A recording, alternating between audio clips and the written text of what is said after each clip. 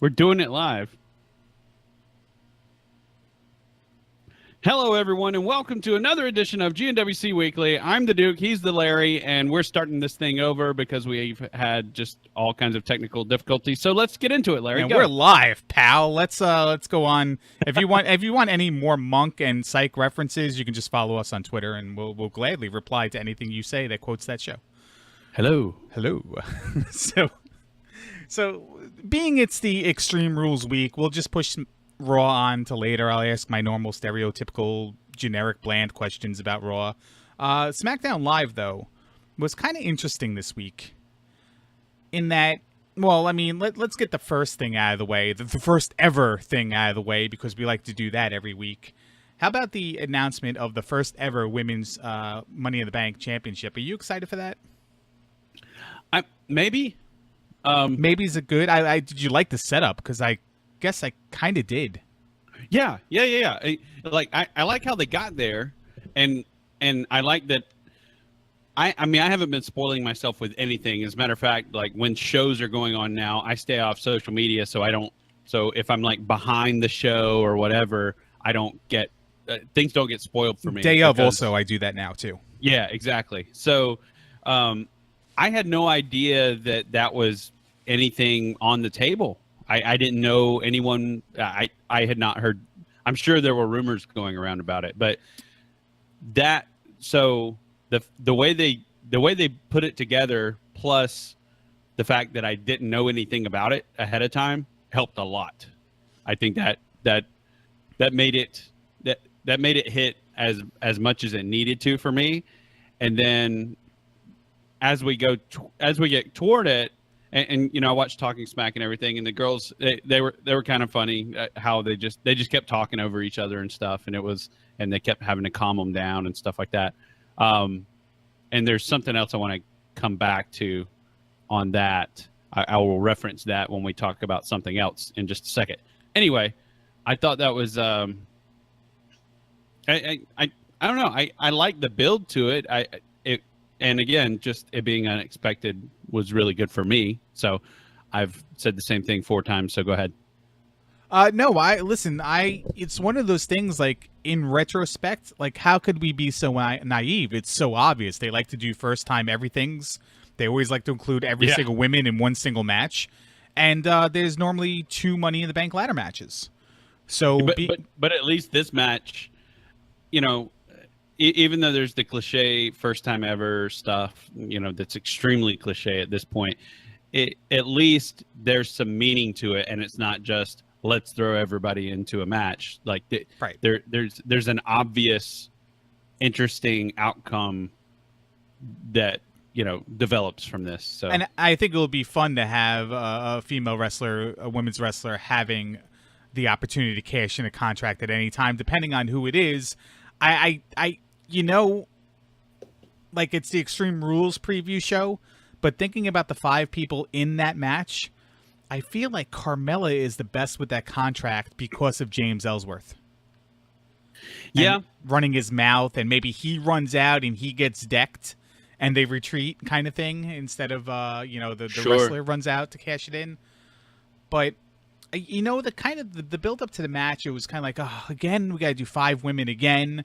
And then they just tore everything up. And I'm like, all right, well, this is kind of cool. They're going to start the match like in a couple minutes, and everyone's going to already be, you know, beaten up and battered. And then Shane McMahon comes out. Then I'm like, all right, there it is. But at the same time, I wasn't thinking about it during the whole thing. I'm like, actually, you know, this is kind of cool. This is kind of refreshing. And like you said, it's a way to include everybody that, actually has some meaning this time. Have you seen the tweet by Nia Jax, though?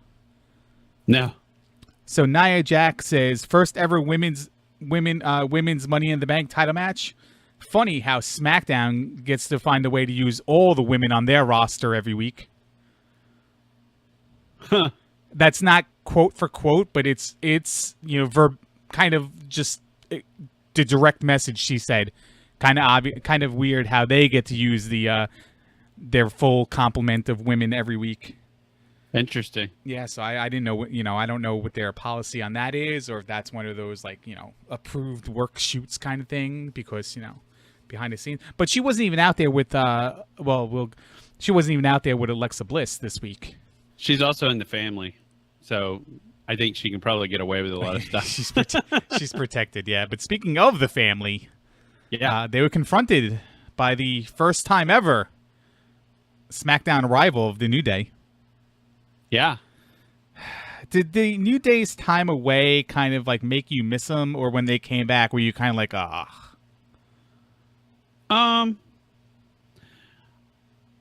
I'm going to go a little off of the question. On a guy or a lower scale of 7, where do you rank this? Exactly. No, it's more. I was excited for them because of the special they put on the network, and you kind of saw how much they love the business all over again, which was very apparent and evident, and I really like the New Day's fantastic ride on the network, and I think that kind of put me in the mindset of I'm ready to see these guys do their thing again. So I was cool with it. Okay, I was cool with it. When they came out, I was like, yeah, I was kind of on that 3.5 on the Geyer scale when I was watching it. I don't know which that means, but I figured if I said 7, 3.5 is like right in the middle. So when they came out, I'm like, all right, cool. Because I always get hyped for their, wherever they are and whatever. And I'm like, then they come out and I'm like, God, it's the same old thing. And the Usos, and we're building up Breezango, and now all of a sudden Breezango's like back on the back burner, but yet they won again this week. Yeah. So are we doing like another 6 tag team scramble match at some point in the near 2 months, or like what's going to happen here if the New Day is going right after the Usos? It could be an introduction to something different, a la the Revival coming out and beating up the New Day. Revival's obviously on Raw, and I'm not saying that somebody's going to debut on SmackDown to take out the New Day, but it might be somebody who's already there, like the Ascension or something. They might want to get more people in that mix of the tag teams, because they brought the Colognes in hot, and then they're already cooled down. Yeah, and what was weird about that is they brought them in hot multiple ways. They brought them in hot from from the show perspective, but also on Talking Smack, they were like, Shane was really talking them up and talking about how they're as familiar with the business as he is, because they've grown up in it just like he has. And I mean, like, he was like really playing them up, and they had a good outing on Talking Smack. And then they've kind of gone. Yeah, it's weird. It's weird. I mean, people have to win, people have to lose, but they put the Breezango over on the Colognes this week. Breezango's been hot right now, and just like I said, as soon as Tyler Breeze did that one cosplay thing, I'm like, this guy's made for that. And ever since then, he's had multiple personality characters and stuff like that. I'm like, this is pretty good. Like, if you didn't enjoy that match at Backlash, and we're not laughing your ass off at Tyler Breeze doing his thing, and Fandango too, then you probably don't like wrestling, because I thought that match was a lot of fun. Well, and what's cool about that is, like, they did all the funny stuff initially, but then when it was time to get serious, they got serious, and they won. And it followed a super serious match in Shinsuke Nakamura and Dolph Ziggler. Sorry, they didn't win, but right. So I said that wrong, but they but I don't know, it became a serious match, but yeah, and like you said, it followed something that was like, all right, I really need to pay attention to what happens here, and there was a defined hero and villain and stuff like that. So yeah. And there's Tyler Breeze with a mop and then dressing up like a grandmother. Exactly. Exactly. It's great. Yeah, just fun. Yeah. I like how I got to give WWE credit, because people don't give WWE credit for when they're doing things right, or they don't recognize when they're doing things. I won't say right, but the sort of throwback. And to me, that's kind of throwback, what they're doing, what they've done with Breezango. Yeah. I just have some fun with a tag team and make them, what are they going to do next? I mean, that's what endeared New Day to everyone. It was, how are they going to cheat to win next? And what edgy, like, really, they probably shouldn't be saying this in the PG era thing, are they going to say next? It's, it's the what are they going to do next type thing that really put New Day over with the fans. And I think that's working with Breezango too, and, obviously in a different way. And I like how WWE is also expanding on opening up people's personalities in interviews and vignettes and stuff like that. And we talked about why Roderick Strong had a vignette only to lose kind of thing. Yeah. And that was basically because WWE is still testing the waters on vignette. They're testing the waters on the vignettes again. So Roderick Strong had one in a couple parts, and then you can see like other people, like more and more on Raw and SmackDown, there have been more of them, and not specific to like life backstories, but like people not in the ring or backstage doing something kind of thing. And Breezango, the fashion police kind of stuff is definitely one of them. And it's they're kind of cartoon characters from the WWF 80s days, like the dumpsters and the the trash men, the hockey players, and stuff like that. Yeah, sure. But then they have that serious element in the ring. At the same time, it's not someone's whole persona, right? Like it's presented as a joke, which makes it, to me, more acceptable and less camp than the 80s stuff. The squirt gun's not the finishing move, you know what I mean? Or the mop in the face is not the finishing move kind of thing. Or they don't break out like a trash bag at the end of the match, put the opponent in it, and throw him into a literal trash can. They just do whatever they do. Last thing on SmackDown that I want to talk about. If you want to add anything, go right ahead. Dolph Ziggler versus AJ Styles. See, this is the kind of thing WWE needs to do more of. AJ Styles is cemented in legacy and roster position and whatever. Dolph Ziggler has been that floundering guy that we're even going to perceive on screen as being the ultimate loser. Can't win a big match, can never hold a title for more than 2 days kind of thing. And Dolph Ziggler just beats AJ Styles clean. Now, I know this is a setup to the Money in the Bank match, and everyone's got to fight everyone kind of thing, and lo and behold, everyone was fighting everybody on this SmackDown weeks before the pay-per-view, just like on Raw, days before the pay-per-view. But this is one where Dolph Ziggler needed to kind of maybe not regain credibility, but to get in people's minds like, hey, this is the only guy that did win a Money in the Bank match.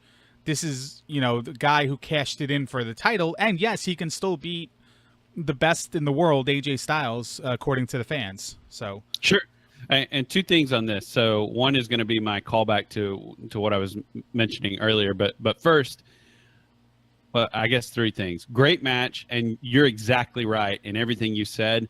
My only thing that I would add to it is I feel like this should have been, even though I know you're going, this is a setup to Money in the Bank, like you said, I feel like Dolph needed this win before Nakamura, because Nakamura's like the match at Backlash, since we haven't really talked about it, the match at Backlash, I feel like could have been more significant if Dolph was coming off of a big win, or any win for that matter, and he was coming off of just being the guy in the ring complaining. He wasn't even on TV before he was in the ring complaining, unless he was beating up on Kalisto or Apollo Crews months before, kind of thing. Exactly, and so it's like I feel like they had kind of destroyed his character.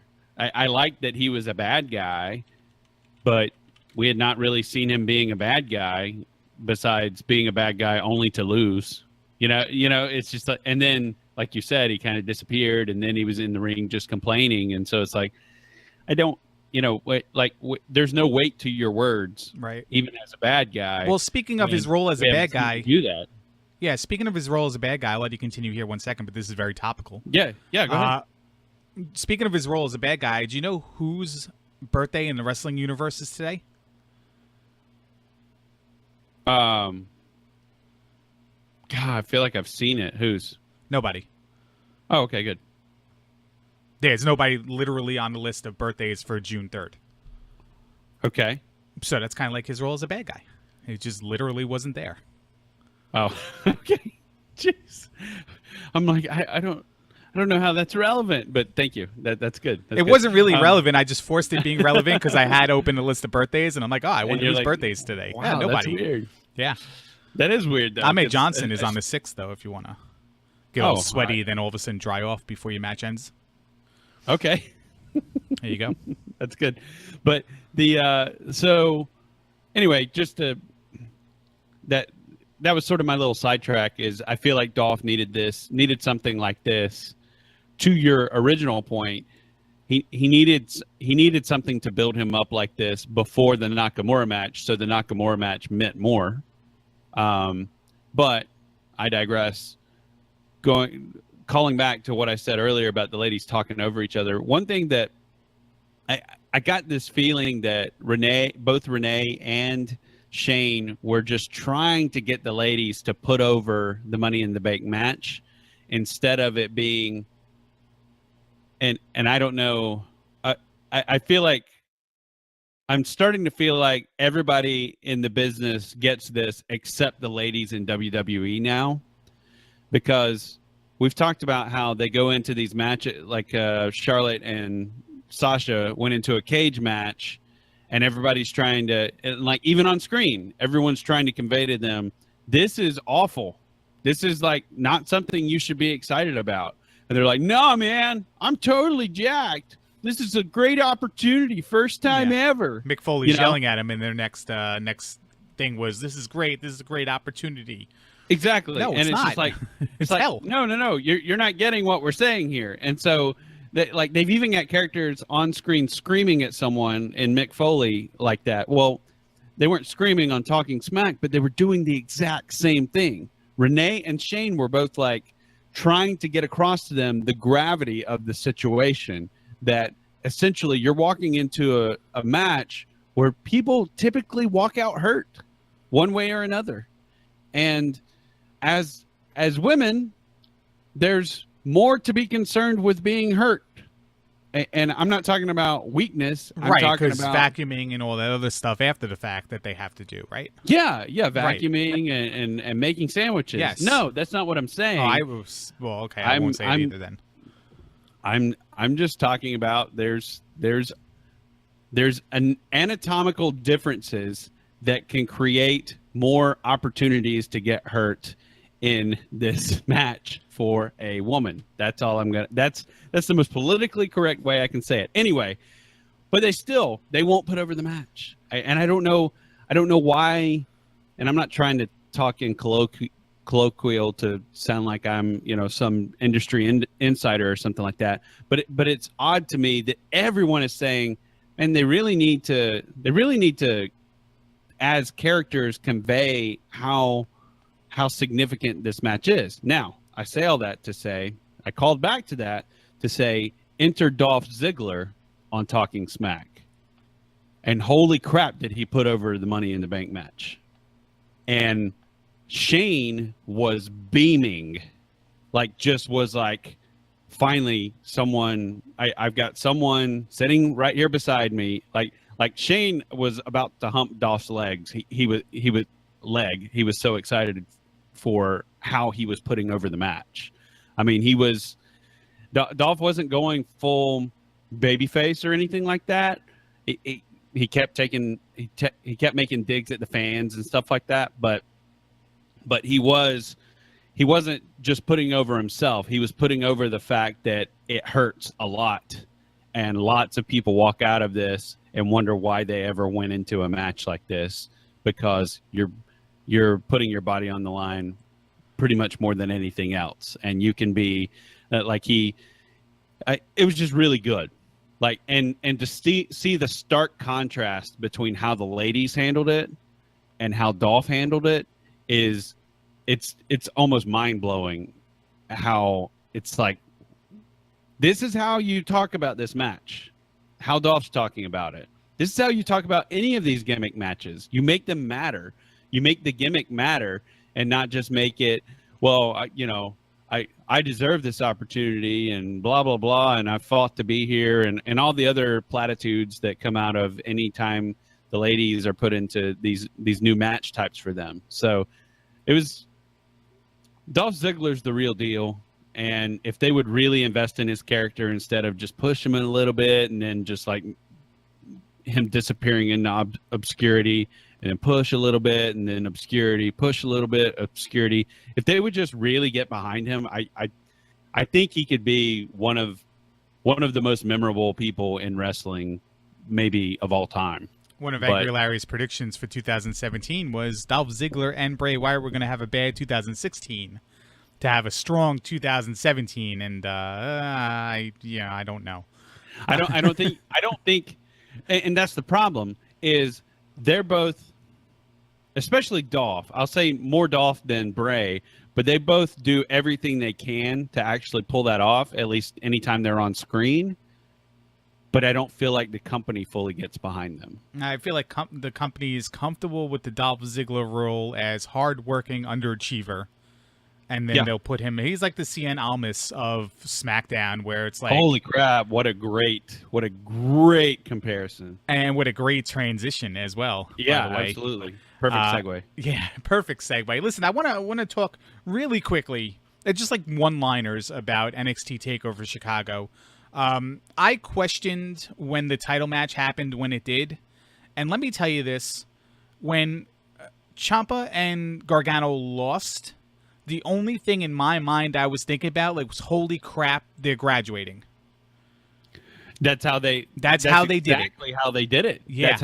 That's how they produced it. They even put the freaking logo on the screen before the turn. The Owens Sami Zayn thing, where I think that's the first time I've ever seen a logo and the show carried back on.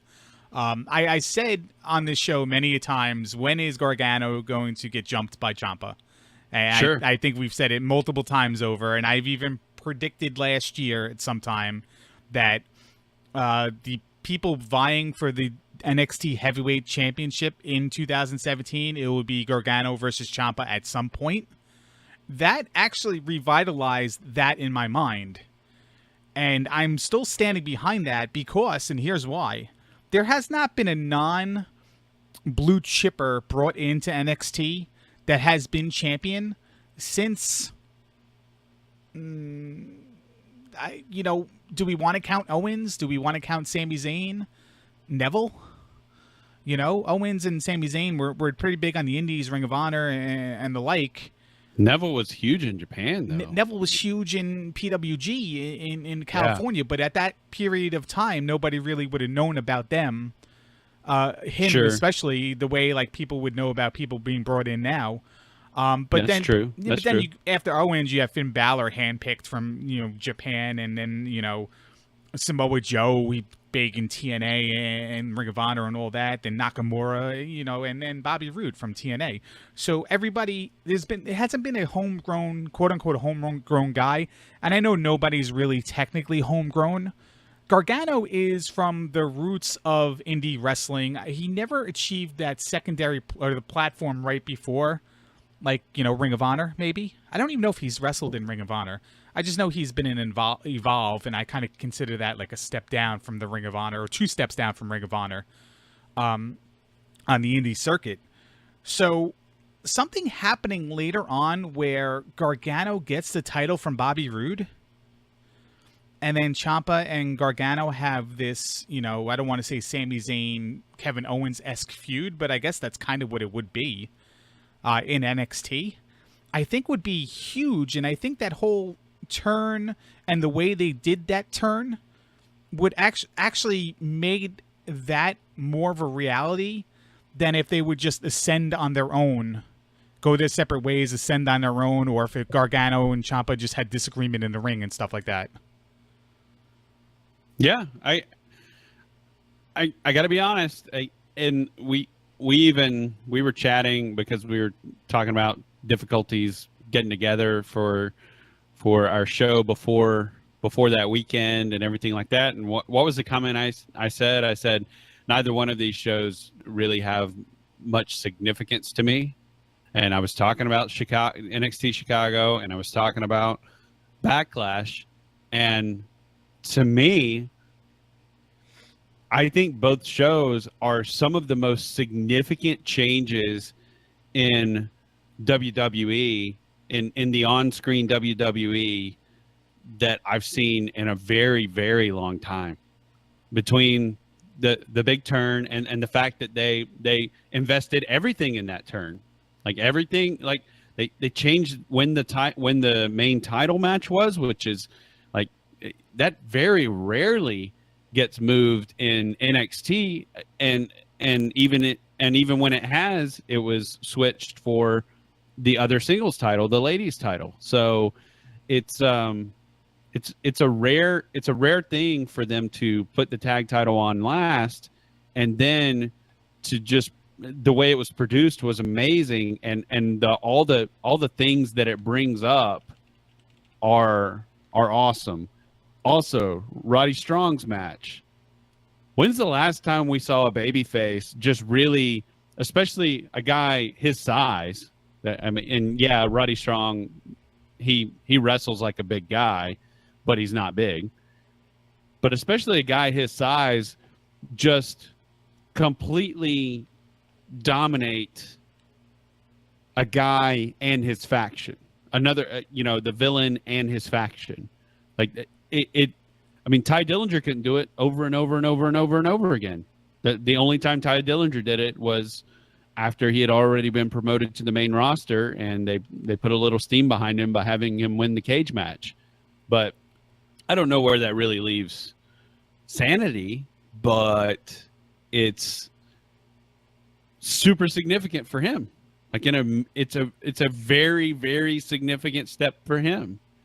And so, yeah, and I and then, like I said, with Backlash, you have gender and all the other things that happen. So it's just it was a weekend that we never even said Jinder Mahal is the champion of SmackDown. Well, he wasn't on TV this week, so yeah. Well, no, he was on screen interrupting Randy Orton in the ring. Well, yeah.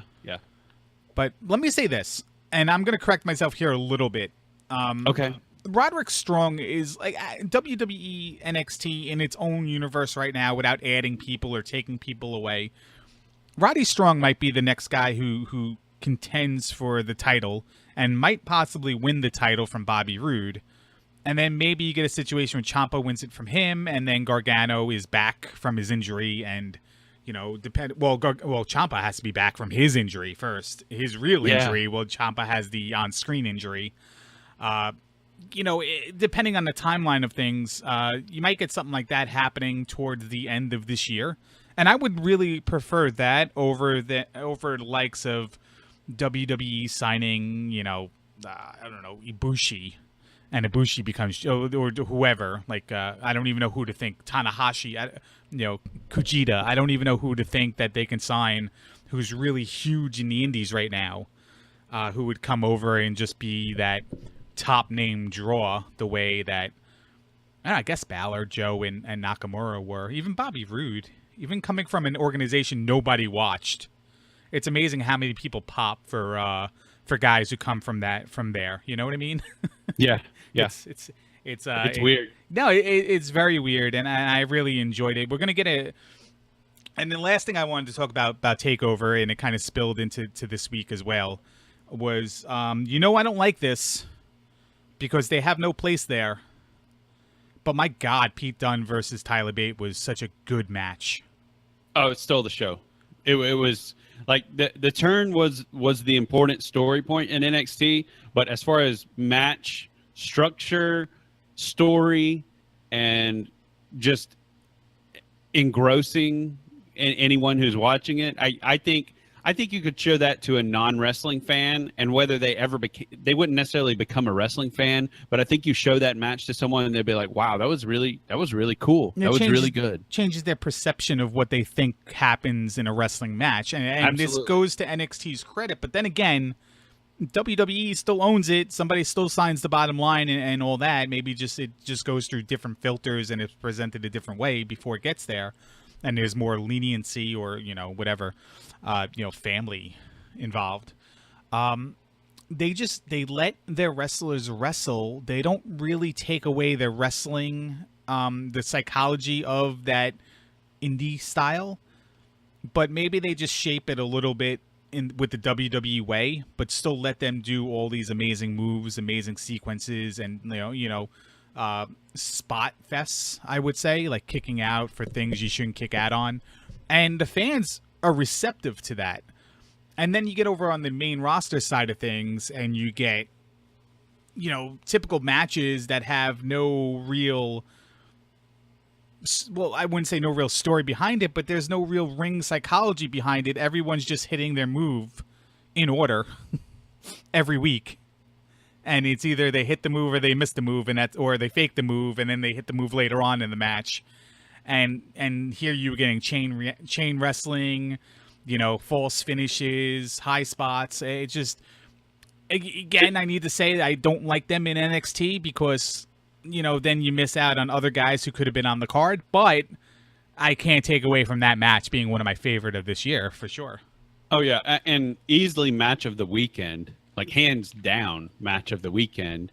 Maybe not, I mean, still a significant story point too, obviously with the title change, but to put a finer, to maybe put a little different spin on what you just said, I agree with everything you just said, but I would say what made that match amazing to me was the fact that we've seen those two guys wrestle before, and it wasn't the same match.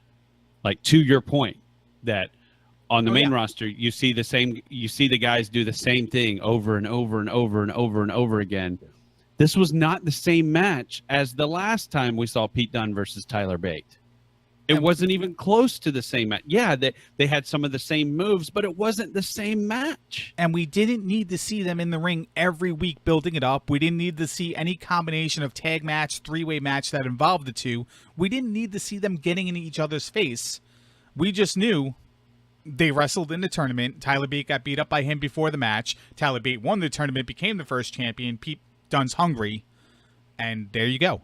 That's it. We needed the match, not the build-up to the match. And the story was there.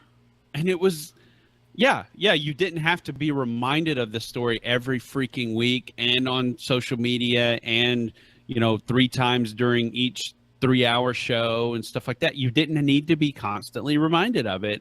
And maybe I don't want to talk about the merits of that because we've got plenty more to talk about. But right. But man, easily match of the weekend. And I get that, you're right. That maybe that took away from other people, but at the same time, I'm like, who else was there, really? But one last thing about NXT, because I know we need to move on, and it pertains to this week on NXT. Aleister Black is still doing it for me in a big way. I thought I'm sorry, I let you finish. I thought he had a failed debut. I thought it was lackluster, and then he beats up Kona Reeves, and it's like, whoa. Well, I think what I finally realized, but like, who did he wrestle on this show? It was who did he wrestle? I think it was a jobber. I think that was the Chicago show the week before. On Chicago. Oh yeah. I don't know, but he's still doing it for me. So. He just still, like, he's still just ingrained in my mind. I'm just like, this guy is really, and he's just so smooth. Like, everything he does is so smooth, but meaningful to his character. He reminds me of that cool vampire in so many movies, but not like the shiny vampire, like this dark, brooding dude that's just like, I could kill you with my pinky. I really could. And that's how it comes across, and it's really working for me. But real quick, I think the part of the failed debut was the fact that they wanted to give Almas more to do, and so they just made that match way longer than it should be. They were trying to protect they were just Almas. sloppy together. Like a lot of things. They were trying to protect Almas, so they put them in a really long match together, and they'd probably never touched before. Yeah, and maybe they either didn't have chemistry or they were finding their chemistry, and they're in this huge show, and it's a debut where obviously everyone knows what the outcome of that match should be. So it didn't help either one of them, in my opinion. So the reason why is still high on my list too. The reason why Aleister Black looks so good is because Curt Hawkins put him over on that episode. Oh yeah. So there you go. Let's move over on. Also, Curt Hawkins is ridiculously good. I like and Curt I can't Hawkins. wait. Like I actually said out loud, I really hope they actually get behind this guy and do something with him, as opposed to just making him jobber to the stars. Two-time champion. I like that part of his gimmick right now is he's a star maker, because that's literally how they're using him. He's this work shoot gimmick. He's like Heath Slater when Heath Slater was the guy who got beat up by the legends all the time. He's kind of the guy who's getting beat up by the newer people trying to make a name the for up and himself. comers. Yeah. All right. Typical question preceding a pay-per-view. Anything on Raw stand out to you to make you at least more excited about something or less exciting about something? I feel like there was something, but it's left me. Mainly because I watched NXT today, and that's why all that stuff is fresh in my mind. Man. You want me to start while you think about it? Well, I'll say what stood out as bad, and it was the "This Is Your Life" segment. When did they ever do that? Where it comes across as being, they had The Rock and Foley, two of the most beloved people, do it, and it was bad. A bomb. And then they did it again. It's always bombed. It's never been good, mainly because I don't think. Hey, poker. Larry says parappa. It's an emote. You can't see it. You're not. Cool. Oh, I don't have the thing. I don't have my thing turned on. So, yeah, it's awful, and what's like, it's awful, and it's written poorly. But then on top of that, it's also an extremely dated reference. It's like if you, I don't want to make a comparison because I don't want to spend too much time on this. I will say, to her credit, Alexa did everything possible to salvage what was a doomed segment from the jump. She did everything she needed to do, and more, in my opinion. And she really shows her chops on a consistent basis. And it's especially evident how intelligent and quick on her feet she is when she pulls off some of the things she does in these dumb situations that they put she and many other people in. Her and many other people in. I like the segment in a way because you knew the fans were going to dump on it. So it makes them hate the person doing it a little bit more, or perceive to hate the person doing it a little bit more. Whether the segment's entertaining or funny or not is irrelevant, because fans are reacting to it being, they want it off the TV. They're going to start saying boring and everything, and that's giving, the wrong kind of heat, but that's giving heat to somebody that people may necessarily cheer, and then they're going to cheer louder when Bayley comes out and stops it all. But I have to tell you this. In the same sense where I'm upset that Tyler Bate and Pete Dunne are taking time away from people in NXT, I'm also, when they do segments like this and they know they're going to bomb, like that presents itself. You're getting people over, you're generating heat for people in a bad way, because people will also turn the TV off. So you're really only doing it for the people in the audience to kind of hate on the wrestler. So the segment's going to be a bomb. Alexa Bliss is going to be worse for wear to the crowd. And then other people are going to be watching something else until, the next match comes on, when they flip back to the channel and want to start watching it again. So that's the reason why I hate it. And you want to talk about another dated and failed concept that I don't know ever really worked? How about on a pole match? Yeah. Why does the kendo stick need to be on a pole? Why can't it just be in the ring? Why can't each person carry one to the ring? Why can't there just be a trash can full of them on the outside that they can go outside and get one at any time? Why on a pole? And the person climbing it, getting it, has the right to... No. Why are we pretending like the only person that can use it is the person that climbs the rope and grabs it off the pole? Especially when what's most likely going to happen is Bayley is going to get the kendo stick, and you're not going to see that Alexa has rolled out of the ring and pulled one out from under the ring. Well, too. that's my other point is why grab the one on the pole when you can just go under the ring and grab any of the 42 under there. Yeah, and we all know it's going to come down to an internal struggle with Bayley not wanting to use it and then finally using it and whatever, whether she wins or lose. But I mean, just that whole segment and the whole on a pole match, I kind of just really, I don't care right now. You know what I mean? And Nia Jax is 100% right. That was the women's segment on a 3-hour show, while the women's segment on the 2-hour show featured a huge brawl, a table breaking, and a announcement of a epic, never done before kind of match. You know? Yeah. So. No, I agree. I mean, that's basically it. And I'm looking at this lineup up and down, and I'm just like, all right, everyone fought everyone that's involved in the 5-way match, and we found a way to get the tag team title guys in the match at the same time. And then we also got the cruiserweight guys doing another combination of matches before they have a match kind of thing. And I'm just like, well, I mean, this really brings no interest of, like, I don't leave this show wanting to watch Extreme Rules. I leave this show just knowing Extreme Rules is on Sunday because they told me 40 times.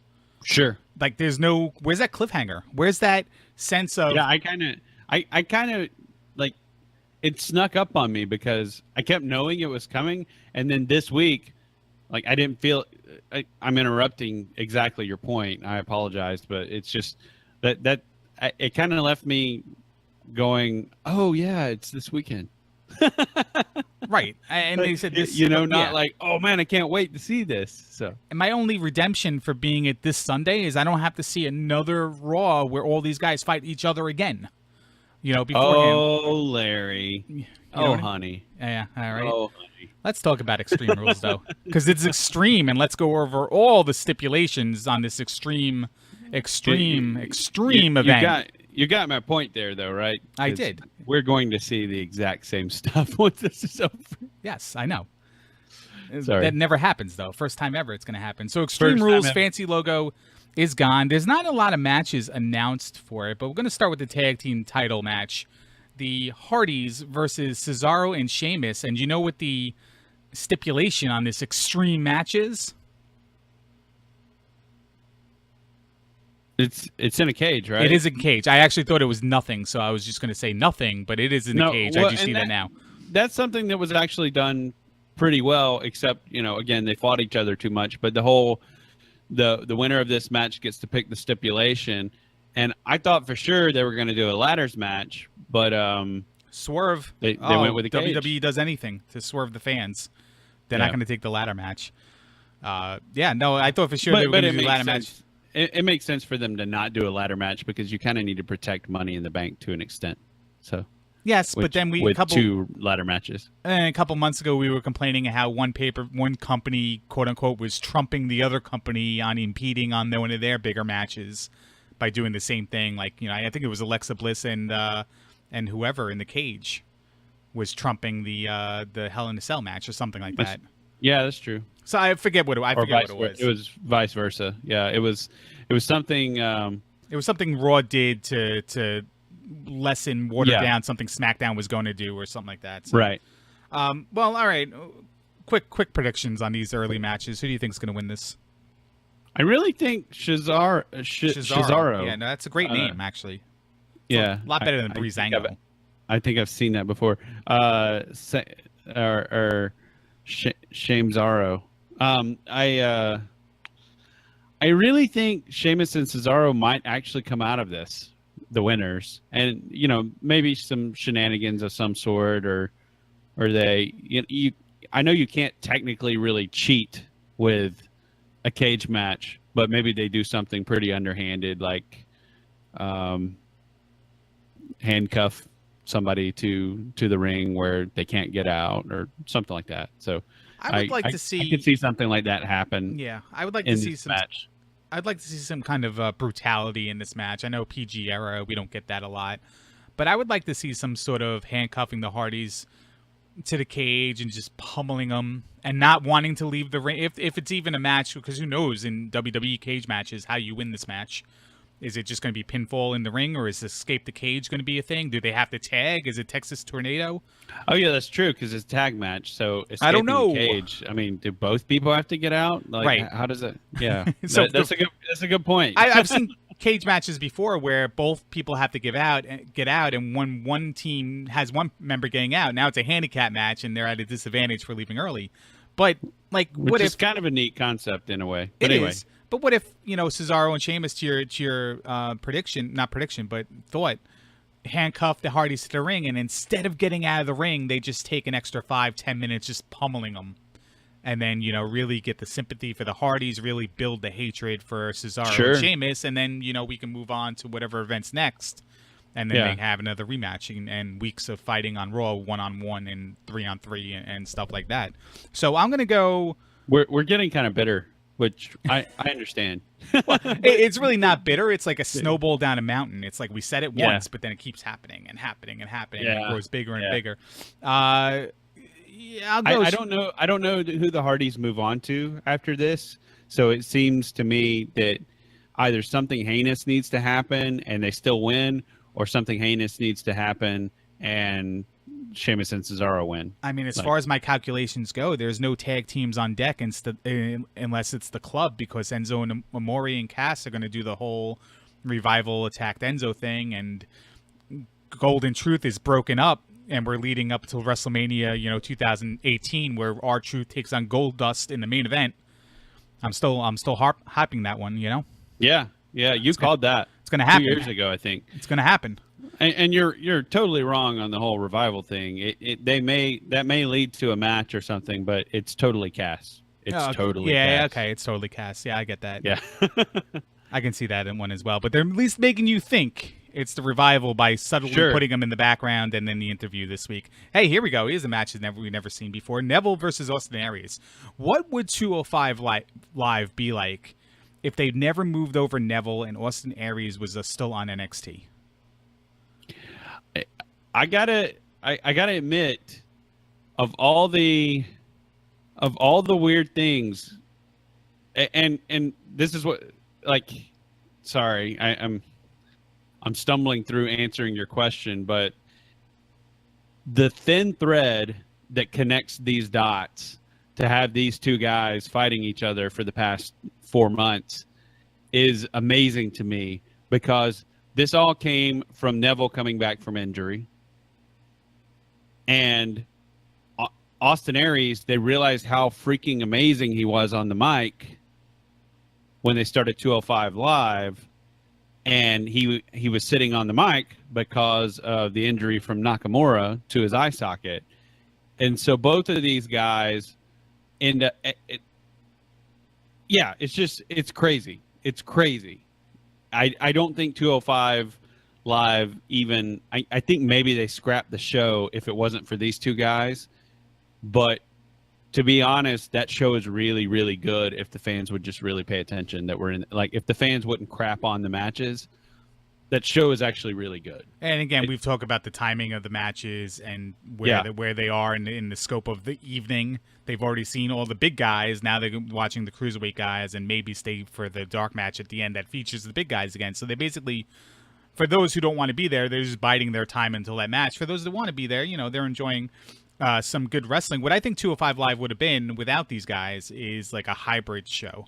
Like you would have had cruiserweights on it, but then you would have had either like a, Superstars-esque recap of Raw, or like, just B-level matches from the Raw, the Raw roster.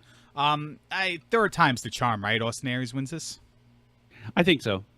I think it's time. But here's the thing. Austin Aries wins this and never wants another rematch. Yeah, but we've got good villains set up now. That was the biggest problem, was that there was only one real true heel in the cruiserweight division, and that was Brian Kendrick. And honestly, that their side feud, the feud with Kendrick and Tozawa, has been fantastic as well, and has actually been really good story and everything that people want with the cruiserweight division to have it develop. Yeah. But right. Really, the only villain you had, the only significant heel force you had was Kendrick, and now you've got Neville, you've got TJP, you've got it's fledgling, but you've got Drew Gulak, who's actually got a fun little sort of Trump parody gimmick and going Tony on, Nese. and Tony Nese. And Arya Daivari, I suspect he's going to start coming out of the woodwork too. So yeah, I think you've built up the heels now. Now you need some heroes to sort of come to the aid of Aries as the champion and be the baby faces who are like, you're a good champion. We'll do what we need to do to protect you, but we're coming for the belt too. I feel like that's the next chapter, and yes, it has to start with Aries finally taking it. I'll go with Aries. I'll go with the second title change as well. Keeping on the 205 Live theme, it's hard for me not to predict that this is going to be a pre-show match, but Sasha Banks for no reason and Rich Swann against Noam Dar and Alicia Fox. Any interest at all? What did I see this called today? What did I see this called? Rich Boss. That's their name, which is actually pretty good. I don't know. I really think someone backstage, whether it be Vince or whomever, I think someone really likes Rich Swann and someone really likes Noam Dar. And so whatever they can do to make them part of a show, I think they're doing. They're keeping them relevant for a reason, because I believe someone is like in some way enamored with both of them. I mean, it's nice that I'm complaining about 205 Live and only like two people mattering. It's nice that they're finding ways to put these guys on shows every week. I'm not taking to them. I mean, I took to Rich Swann for a little bit, and then there was that time where he became the champion just before he became the champion, and I was like, all right, well, getting hype seeing this guy come out doing his dance and stuff like that from the Cruiserweight Classic NXT before that. I'm like, all right, well, now I'm kind of like over it. And like, he has nothing special in my eyes to keep me going longevity-wise. But again, against my point, they are putting these guys on TV. And, hey, sometimes you have to just know, do people get into these guys? Do people not get into these guys? And then rotate other guys and see what happens. It's kind of an odd match for the Extreme Rules show when you're using, 205 Live doesn't have pay-per-views, so I guess you got to put them on some show if you want to showcase them. Yeah, this is, and they're part of the Raw brand for whatever reason. So they wrestle on Tuesday night, but they're on the Raw brand. They're on two nights a week. They're so special. They're on 2 nights a week. I'll go Sasha, Rich Swann, just because of Sasha Sunday. I am going to. That's my pick as well, but this would be a floating pick for me, where it depends on where they are in the show. Like pre-show, Sasha definitely wins 100%. Pre-show, yes, absolutely.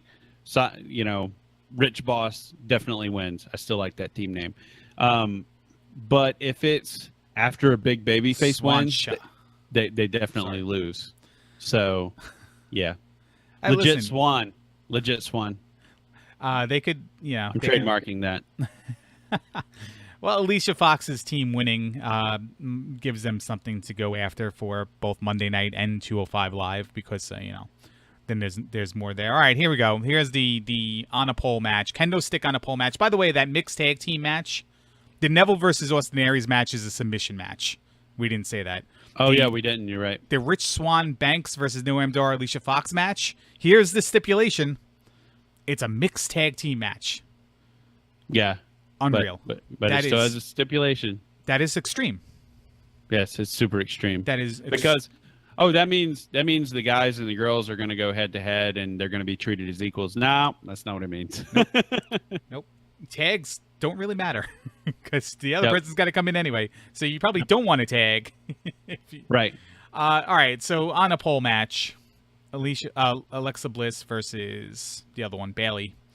You already know my take on the whole match, so I'll just go right into the winner. I hope Alexa Bliss wins, just because I feel like she's a better champion and has Nia Jax on her side. So there's that underlining story that could take place where the Diesel Shawn Michaels thing, kind of, where Sure. just Makes sense. One turns on the other, and like it's been planted there. It's definitely, she said it outright. So with Bayley, and again Bayley wins, it's like, all right, well then who does she wrestle? I don't know. Sasha Banks at SummerSlam, I guess. I mean, we're 2 years into making that happen in the same building where they tore it down 2 years ago. How far off is SummerSlam? It's in August, so it's 2 months away. It's maybe their next pay-per-view. No, their next pay-per-view is Great Balls of Fire. Oh my God, Great I'm Balls serious, of Fire! It really is. Goodness gracious, Larry. The return of Brock Lesnar. Remember him? He has the championship. No, there's only 3 belts. Neither on heavyweight Raw. championship matters. They it's the other titles. There's only 3 belts on Raw. There's the Intercontinental Championship, the Ladies Championship, and Tag team. there's one of the tag team belts. One of the tag, and it's the Matt Hardys and not Jeff Hardy's. Right. Whereas exactly. in like 30 years before, it was always Jeff Hardy's side of things that people actually liked. Sure. God, how stupid is that broken Matt Hardy thing, and how much did it put him over? It's freaking genius. Yeah. Now everyone's like, wow, Matt really was the smart one this whole time. I'm watching them wrestle, and he's not doing his thing, and my dad's still laughing. And I'm like, what are you laughing at? He's like, Matt Hardy's acting like an idiot still. And I'm like, well, he's really not. It's just his hair and his smile that is making you think that. But he's just got those big teeth now. It's his thing. And, I'm like, man, remember we were watching 3 weeks ago, we were watching Jeff Hardy fight a kangaroo. And now we're watching them win the tag title. So I'll go Alexa Bliss. And you are? Man, now that you mentioned SummerSlam, it's really hard not to. There's Raw the next night, though. So, like, the pay-per-view There means is nothing. Raw the next night, and there's also, I don't know. It's hard not to pick Alexa in this because she's a great champion. So I'm going to pick Alexa, even though it very well could be Bayley to lead up to SummerSlam, but we'll see.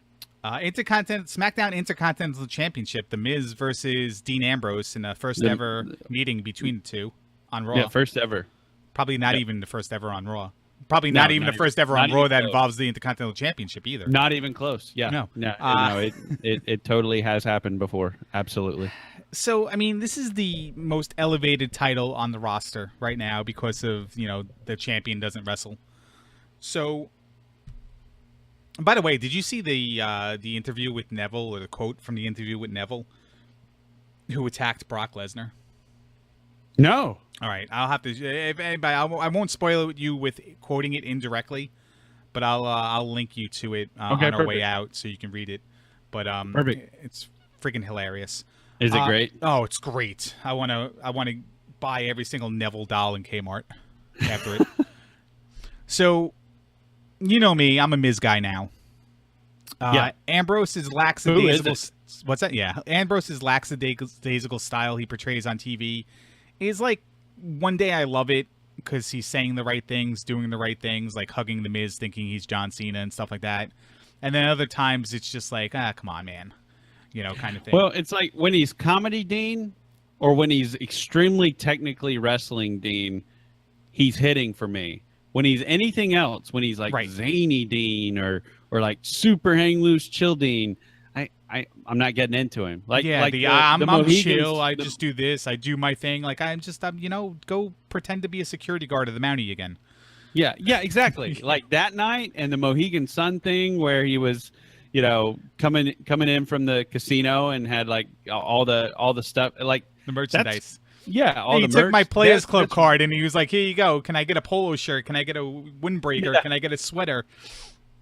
Yeah, I mean that was great. That was great. Like he gets, I feel like he gets like just outlandish comedy type stuff that still hits. Like it's not cheesy. It doesn't come across as cheesy. Right. With it's him. the Breezango 80s cartoon world kind of comedy, just mixed in with then he just puts it on the technical wrestling side of the 2010s.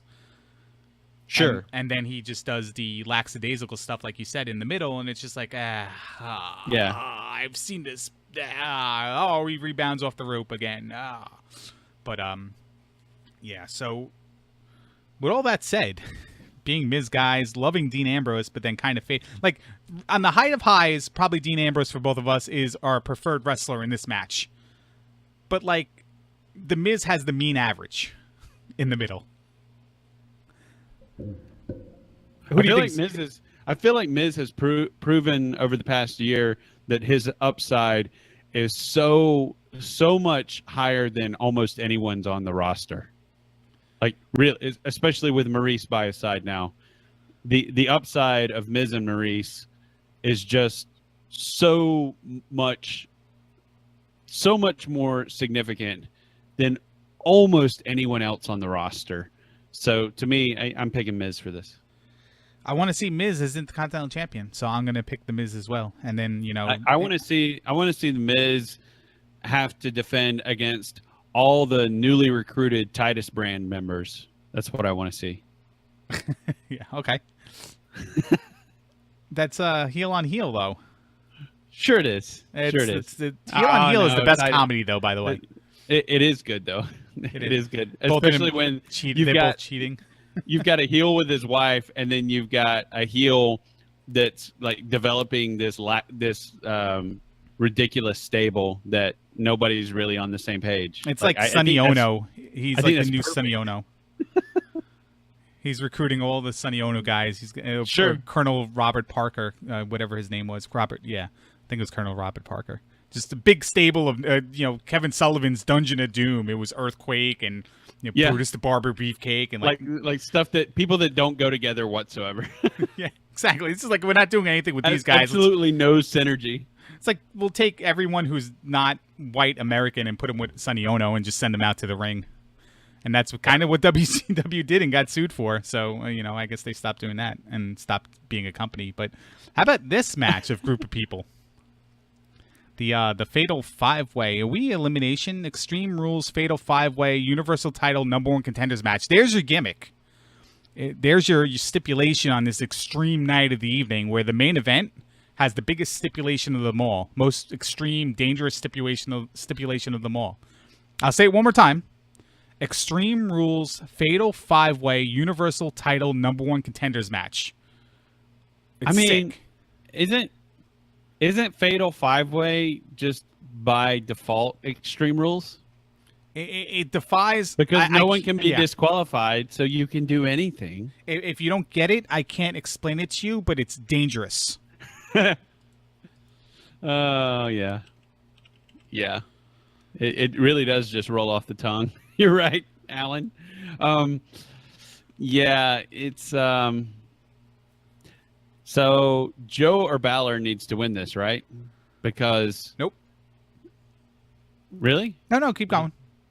Well, because people are going to crap on Roman versus Brock because, A, we've already seen it, even though it was probably Roman's breakout match and may have been match of that show. If you go back and you watch it with like an open mind and just look at it for... I'm sorry, which show? I heard you say Roman Reigns and I started reading something. Yeah, exactly. More to your point, but I'm seriously asking a question. I forgot which match you said. No. WrestleMania. Okay. Roman versus Brock. Okay, yes. Okay. Where Seth interrupted, right? Yes. Yeah. So, probably the match that made people start thinking, okay, this is where people's tunes started changing, where people started saying, I just don't like Roman's character. I just don't understand why they won't turn him heel. He could be such a great heel because Roman Reigns was getting the absolute dog crap beat out of him, and he laughed at the Beast. And then he started beating the absolute dog crap out of the Beast, out of Brock Lesnar. This is where... Oh, he's back. Sorry about that. That is really loud and really bad. Sorry about that, guys. But he was talking about the Roman Reigns matches. I have to mute you because that is so loud, dude. Just type if you think you got things fixed. the match where Seth Rollins interjected with the Money in the Bank match and won the title, it was a really good match for Roman Reigns, becoming Bray Wyatt into basically Alan, where Roman Reigns showed his worth in the ring. Whether the fans were really turned on him before that or not, kind of was in the works. For me, it was all the things done afterwards, but Roman Reigns was a really good wrestler. So to have that kind of rematch is very high profile, and I feel like I feel like Roman Reigns will not win this match. Somebody will take Roman Reigns out, and therefore they'll have the feud going into SummerSlam and stuff. But the winner of this match will probably not be... I mean, listen, in all honesty, they're really only saying that Finn Balor could win this match. Whether Samoa Joe wins a three-way match or not, every week has been about Finn Balor. Finn Balor this, Finn Balor that. You know, Finn Balor looking good and all that such. So I do believe that Duke is right when he says it's going to either be Balor or Joe. Joe versus Brock Lesnar would be amazing. Matches like that don't happen in the WWE universe. When you have two tough guys, two bad guys, then doing stuff. And I think Duke is back. Hello. He may not be back. Okay. No, it's good now. So I tried to cover for you. I'm up to the point where...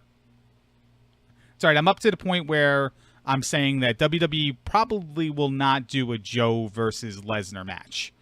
And that...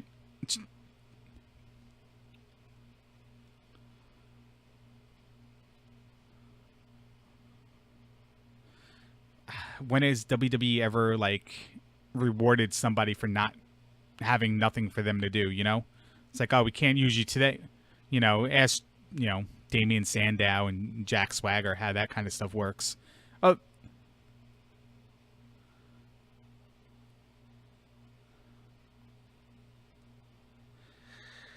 I feel like he's a name filler, though. Like, and this is just my personal opinion. I'm not arguing with you or anything.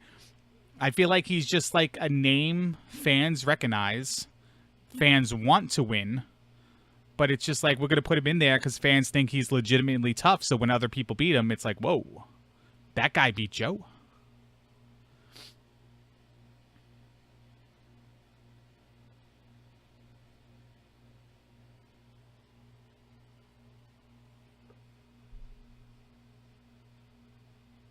Oh, I did bring that up. I didn't bring up that specific moment. I just said that every week Finn Balor has been pushed as the guy who already won this match.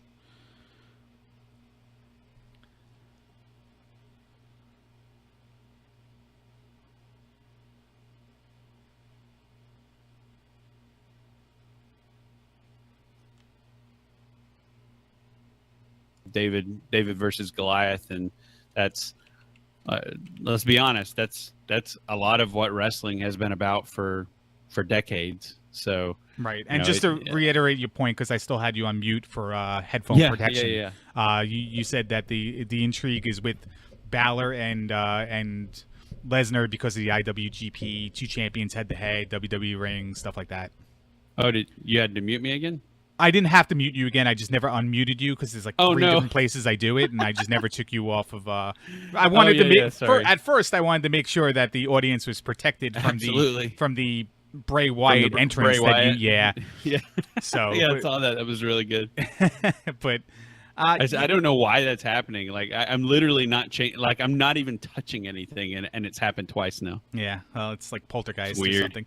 So my thought on this match is I'm going to eliminate Roman Reigns from winning because fans expect Roman Reigns to win. WWE doesn't want to let Roman Reigns win, and Roman Reigns might need to do something at Great Balls of Fire. So what better way to do that than to have a revenge match on the person who cost him the chance to win? You know? That's a good point. Who was that? Maybe that's Samoa Joe. Yeah, maybe that is maybe that's you have the instead of the two big guy match, you have the two Samoan match. Yeah. I will rule out Bray Wyatt because this is a big match. Yeah. And they don't push Bray Wyatt in big matches. And Bray Wyatt versus Lesnar is kind of it's interesting in the sake that like never been done before. it's a first time ever type thing. But here's what I thought of today when I was thinking about that possibility is that I don't think Lesnar does anything to sell anything. At this point in his career, like years ago, a decade ago, Lesnar versus Bray Wyatt would have been amazing. Now, I don't think Lesnar sells the idea of Bray Wyatt in any way, form, or fashion, especially since he's just never on TV. So I don't think that works. I don't think it works. If you want to read into the Great Balls of Fire, like why all of a sudden we're going to call something Great Balls of Fire, you know what we haven't been talking about in the last 5-6 months? The Demon. It's true. That's a good point. They have, and I feel like this is on purpose, not very been, much on purpose. You're right. Not been talking about the Demon Finn Balor.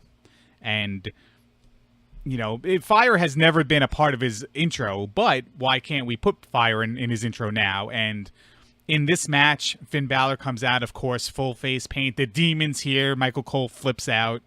You know, they act scared, you know, because listen, that's a lot more scarier than Bray Wyatt doing a bridge and everyone freaking out. Or a projector on the apron. Right, exactly. That's actually, you know, somebody really playing mind games. They're just painted up. They have a different persona. You know, it's like the what is that called? The haka? The kata?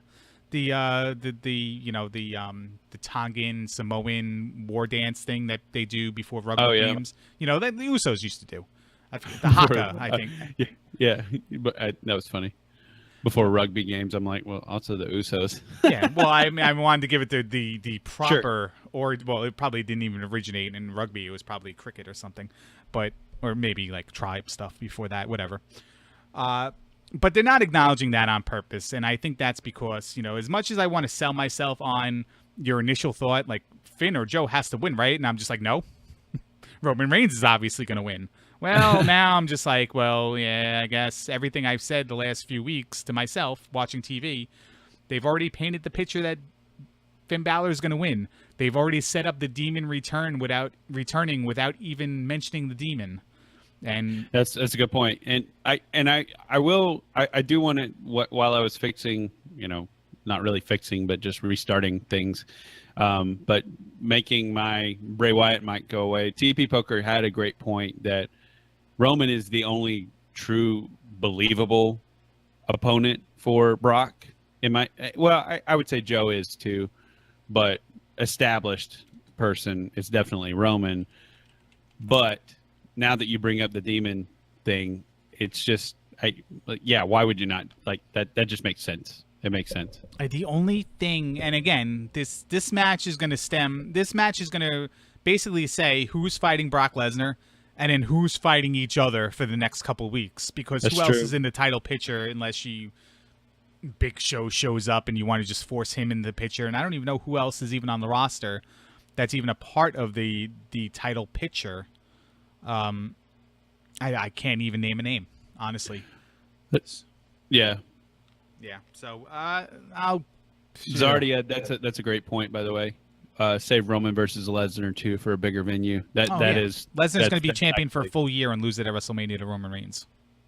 Yeah, well, maybe we'll be okay with it this time. Maybe because we'll just be so sick and tired, and this is WWE's probably thinking is we're going to be so sick and tired of having a champion that's never on TV that we're going to sacrifice low ratings just so Roman Reigns can win and people can be happy. Sure. You know, whatever. At least somebody will have the title on TV. It's a convincing match. And again, you know, before my mic freaked out, and it's probably going to do it again. Maybe it's just, you know, the internet really hates the fact that I'm talking nice about Roman, and so it's screwing with my mic. But seriously, their WrestleMania match was fantastic.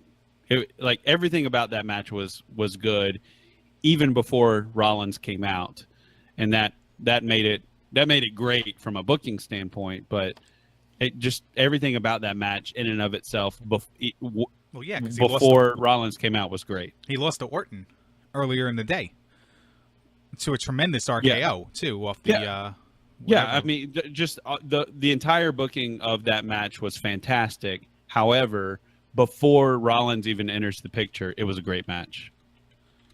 So it's like two titans. It was sort of the immovable object versus irresistible force. Yeah, thank you. The immovable object. There you go. There you go. Will you stop? All right, so I'm gonna go with. It seems like the only one we're not talking about is Seth Rollins. I'm gonna pick Seth Rollins to win. Okay, Balor. I'll pick Balor. All right. Well, I mean, we're way over time. Yep. We don't want to kill people with any more Roman Reigns talk or the like. So. Yeah. Or my mic. Yeah. Yeah. So hit it one time, rockapella. Oh man, I wish I could remember how that song starts. I really do. Please don't. do. Anyway, good morning, good afternoon, good evening, whatever it is for you. I'm the Duke. He's the Larry. Bye-bye. Vote Steve Blackman president or something. Oh, you got it in. Yeah, no, I forgot. Whatever. Later. Oh.